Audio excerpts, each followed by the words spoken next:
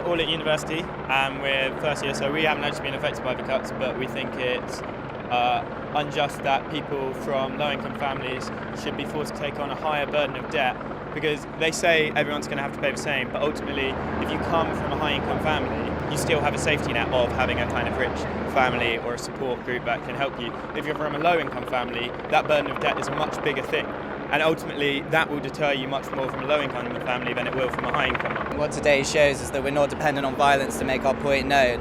And that just because we're not necessarily 30 or 40 years old, we do know how to demonstrate responsibly. And I think that's what we've shown in great form today. And what would be really disappointing is if this protest gets much less coverage than the violent protest, because that will show that ultimately, as damaging as it is, the only way to get your voice heard is by being violent. Okay.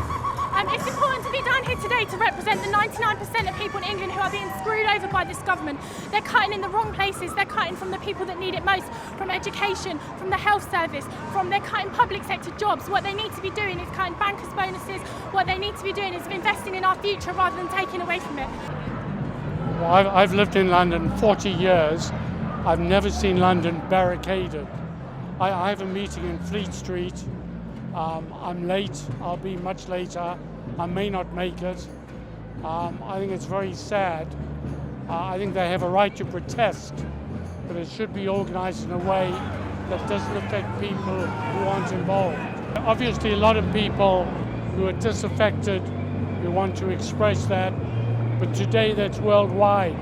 The fact that this is happening on the streets of London is amazing, because we've got it so much better than so many other places. I had to walk a little bit extra, and I'm going to have to walk a little bit extra. I'm losing like 20 minutes today walking, but it's not that much of a drama. It makes a lot of sense when you look at the world situation. I mean, I'm losing 20 minutes. There's millions of people losing their jobs and their homes, and I can't complain. I'm one of the lucky ones, unfortunately, not one of the 1%.